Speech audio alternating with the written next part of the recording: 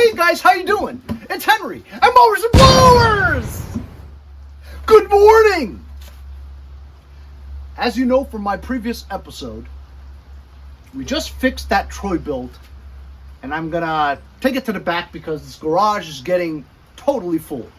As you know from my red yard machines, we just fixed that recently too, and that's listed and ready to sell. Well, as you guys know from my friend Marc and my other episode, he brought me another machine, and it is a model that I've really never heard of.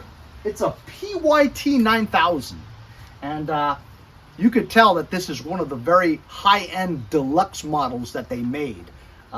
This is an AYP product. The serial number starts with a 917. If it started with a 247, it's an MTD product. I believe the model right after this is when MTD bought Craftsman, and so now the Pyt9000 is made by MTD, which is a little bit different, same paint scheme. But today we're gonna work in the garage because it is cold and gloomy outside. Conditions are not great for working outdoors. Let's recap how I got it from Marc and an overview of it before I parked it into the garage where it sits now.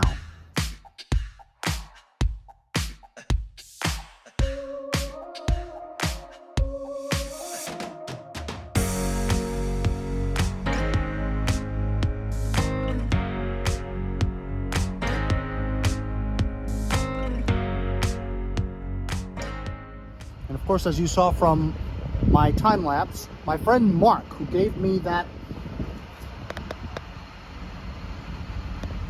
red yard machines, he also came over today and gave me this.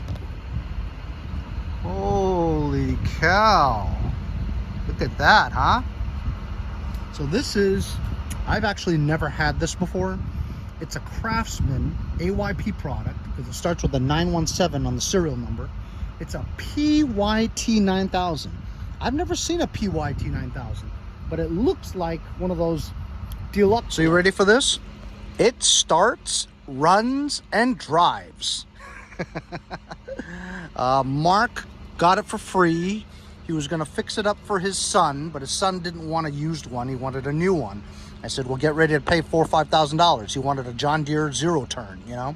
Anyway, this is a 24 horsepower Briggs & Stratton V-twin. Like I said, it starts and runs. This is a 250 cca battery. Runs well. It has electric PTO. So it has a amp gauge here, and it has the hour meter. Let's see, let's turn on the power for a second and see how many hours. Wow, 1,361 hours. That's a lot for a residential one. Wouldn't you agree? That's a lot. Electric PTO. It does have the key. Like I said, it was a Pyt9000. Look at the bull bar it has. Isn't that cool? Tires are look good. They all hold air. I believe he greased the fittings there because there's some wet grease there. When he got it, the blades underneath were the 4-star MTD ones. This takes the AYP 5-star ones. So this currently has no blades. I did engage the PTO and it does work. Because this is a rear gas tank machine with a V-twin engine in it, it has to have a fuel pump.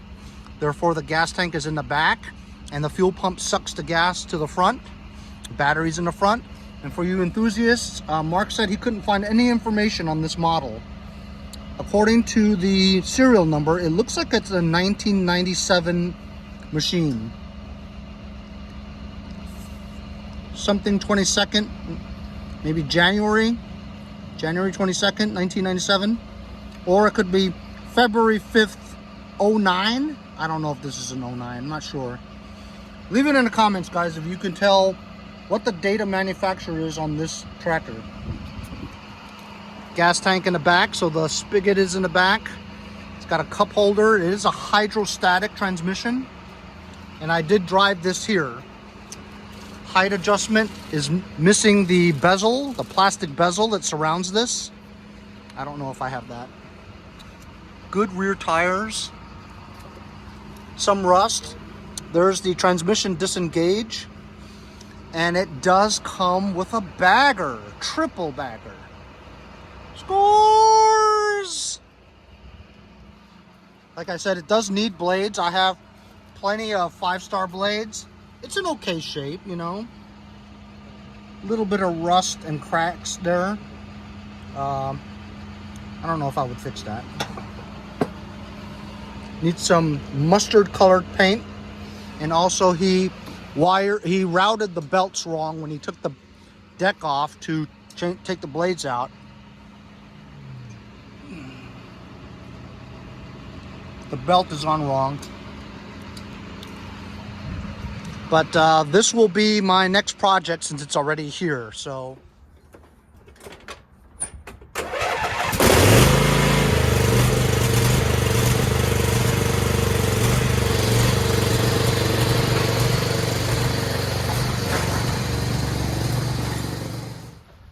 As I stated in the last video, the deck works via PTO, electric PTO, and when you engage the electric PTO, it does engage, but it doesn't spin anything because there are no blades on there. So I'm going to go to the backyard and find 5-star Craftsman blades for this 42-inch wide deck. Now the deck is a little rusty. It needs a yellow paint job. Problem is, the yellow that I have is that canary yellow. I need to go find some mustard color, almost like cat diesel yellow. You know what I mean? There's a little crack on the deck. I have to try to think about whether or not I want to fix it or not, because if I try to fix it, it'll look more worse than it does already. Not to mention the fact that the deflector covers it anyway. It's not bad. The seat is in complete disarray. It's not the worst I've ever seen, but with all the tape here that's been done by the previous owner, taping it black is just going to look terrible. I think I might have a seat just like this in black that's in good shape. So affixing that onto here shouldn't be very difficult. Another thing that I didn't show you guys in my last video is that I attempted to put the bagger system on here, and it looks very easy, right? 2 pipes that go into 2 fittings like that. Well, it barely fits. It's almost like I gotta try to push this in so that it's closer together, because it's just a smidgen too wide, so it won't go all the way in. So that's one thing I gotta do. Not to mention the back over here, the rear, is all rusted, so we're gonna have to paint that with some black paint. In addition to that, Marc had placed the belts on wrong. He routed it wrong, so it's not running optimally and it may scrape. So I want to try to save the belt by eventually removing the deck. I can't do it in here because it's just not big enough room for me to do it, so I'll do it on the next one. But we'll try to allocate some parts for this while I work on it. So we have to reroute the belts, affix the 2 5-star blades on here, eventually get mustard colored paint to paint the deck. We're going to get the seat that I think will fit. And if you look over here, look at this disgusting. This is just like the dirtiest handle I've ever seen. Plus it has a hole in it. I do like it that it's yellow. Should I try to clean this up, or should I try to put another handle on here? I'll see if I have a black one or something. Also, what else do you know about this height adjustment sector area? The quadrant. It looks like there's a plastic bezel that goes over it to cover up this ugly bolts over here. I don't obviously have the exact one because I've never had a Pyt9000, but I think I have a John Deere simple black plastic bezel that would probably fit. So I'm going to go in my garage shed in the back and look for that. So while this engine does start and run, it doesn't run as smooth as I'm used to the Briggs & Stratton V-twin engines. Being this is a 24 horsepower, we're going to have to do a little bit of testing. I want to make sure that both cylinders are running. And the next episode we'll have this outside is when we're going to remove the deck and fix all the things that we need to do there. Right now we're just going to try to allocate the parts that we need to get this thing primo. I might have to do a carburetor clean. I'm not 100% sure. And also the fuel lines. See, I don't know how they actually designed this to have this nice bull bar here, but you can't even open the hood with the bull bar there. Should the bull bar be pulled out a little bit more? I'm not too sure. But we may have to do a carburetor clean here, and we'll check out the fuel lines. The fuel lines are the clear kind of fuel lines, which really shouldn't be on this tractor. It should be the typical gauge rubber fuel lines to be 100% perfect. So this is a hydrostatic transmission, and that's why I can't even pull it backwards. Let's try to disengage it and see if it'll roll. And it does. That's great. Usually these things, they don't roll even if you disengage it. As you can see here, there's a little bit of wobbiness going on along here, and it looks like it's just being held by a cotter pin. I guess it is what it is. So like I was mentioning before, I really like this bull bar. I think it's really cool looking the way they designed it. Plus with this rubber coating on the edges here, on the corners. And this is pretty solid. Oh look, I can actually move this forward a little bit. So perhaps if I move it forward, I can open the hood. Kind of. But you know what? With the AYPs, we can just lift it off like this.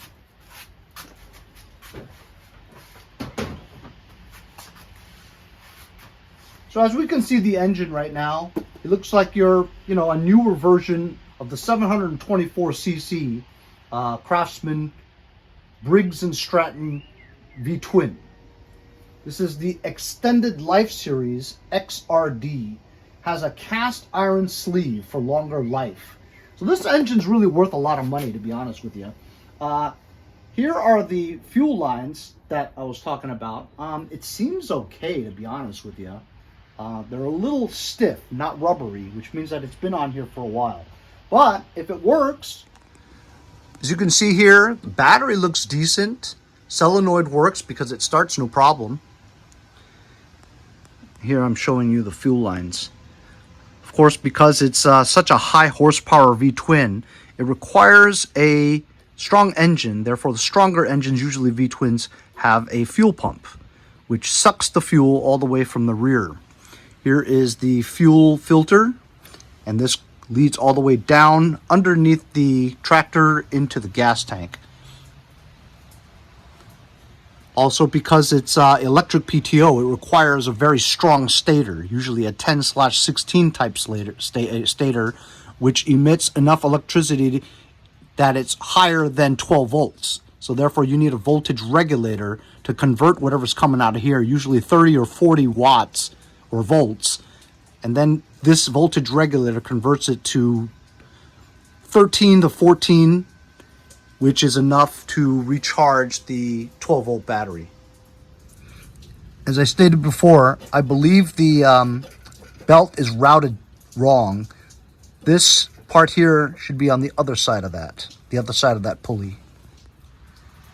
Now the deck looks good, but it needs some touch-up paint. But because the paint may not match due to this faded paint, the new paint is going to have to cover the entire thing so that you don't see the fading. So you could also see this is a 4-wheel anti-scalp wheel version, which is the deck is high end. You know what I mean? Looks like it does have a few bolts in here to keep it together, which is fine. To be honest with you, it looks a little low. So we might have to adjust the height of the deck when we do take the deck off. This does on this side have the quick release type oil change hose. You just pull this down, loosen this thing, and then the oil will just drip out without a lot of mess. And again, showing you that the gauges here does show 1,361 hours. That's a lot for a residential mower, and it's cool that it has its a fancy amp meter gauge. So I'm going to go to my backyard, into my shed, look through all my parts, and try to find a knob for the height adjuster, a bezel for the quadrant for the height adjusting area, the plastic thing, another seat, and some other things that I'm sure we could put onto this tractor. All right, so as you can see, I got this nice seat. It's dirty, of course, and it's sort of coming off the base, but honestly, it's fine. That looks nice, but it's black. The back looks just like the yellow one there. The yellow one looks fancier, of course, but what are you gonna do? So this looks like this could just bolt on to its existing situation over there. So we'll try that. I've got two decent 21-inch blades, 5-star, which is the kind for AYP products. They're straight. Here's a sector quadrant for the height adjustment, and this is for a John Deere L125 or L100, I'm not sure. And here's an MTD, grip. So if we can't clean this thing up, I'm going to try cleaning it up first. If that doesn't work, we'll put this on and see what happens. So let's do the seat first, huh? All right, here we go. 5/8.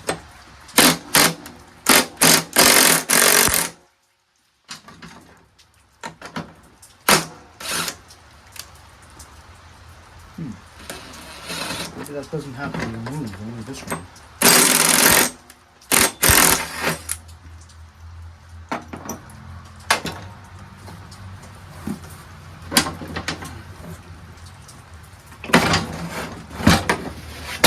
Wow, how easy was that, huh? This one has a seat safety switch wire hanging to it. The other one didn't, so it's been bypassed somehow. You just take that off. I removed the spring that goes here. This is for the lever to release the forward and backwards feature. We'll just put that there. So that way we can slide it forward and backwards. That's kind of a cool option, huh? And it's supposed to just go in like that.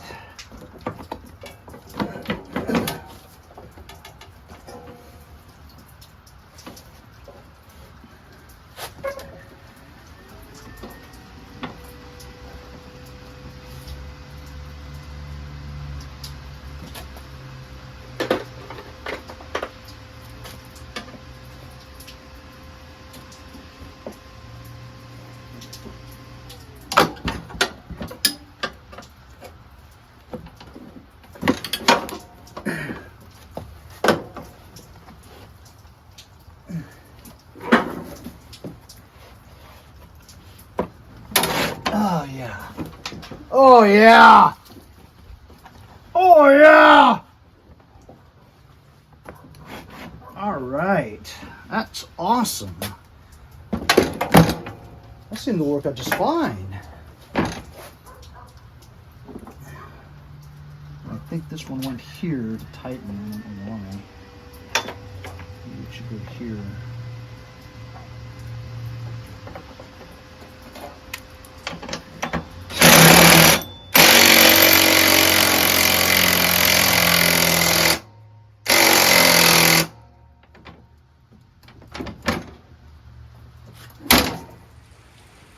So now we got the seat taken care of. You know what I have to do? This is actually coming off too. So I'm just going to squeeze some silicone around that area and put a sandbag on here or something like that to keep it down and have it cure so it doesn't come off. All right, so let's try this sector thing. I don't think it's going to work. Like I said, this is from a John Deere. They're not related at all to AYP or MTD, so but it is a height thing, and it looks like the width is okay. But look, gas tank is in the way. So that's not going to work, I don't think. It's too bad, too, because that would look wonderful, wouldn't it? Unless I chop off this piece here, which I could probably do. You know, just chop that part right off, just like that. Maybe I'll use a multi-tool or something and try to do that custom. Custom as F. Yeah, just like that. Down to here. It looks like it would fit. Just need to do like that.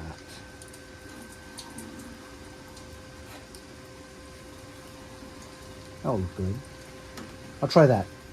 All right, I've got a multi-tool. Let's see how good I can get it.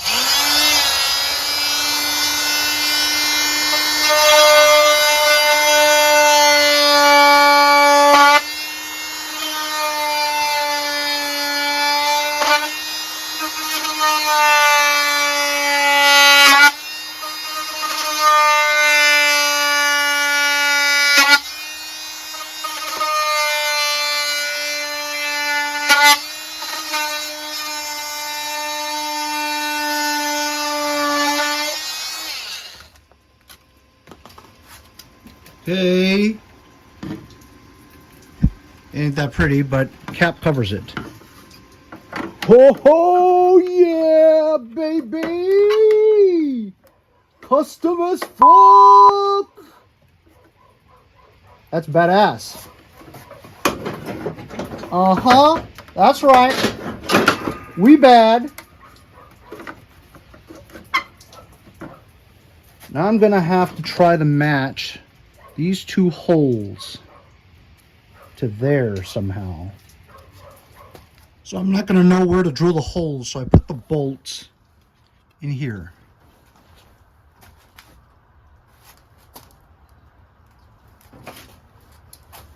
Now I'm going to spray some oil on the head of the bolt.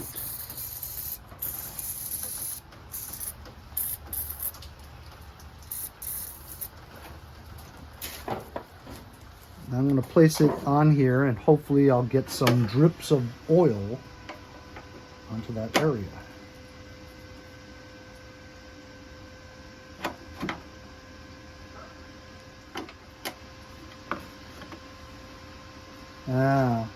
So the oil is in an area where it's double, so it's going to be difficult to drill through. Maybe I shouldn't do that.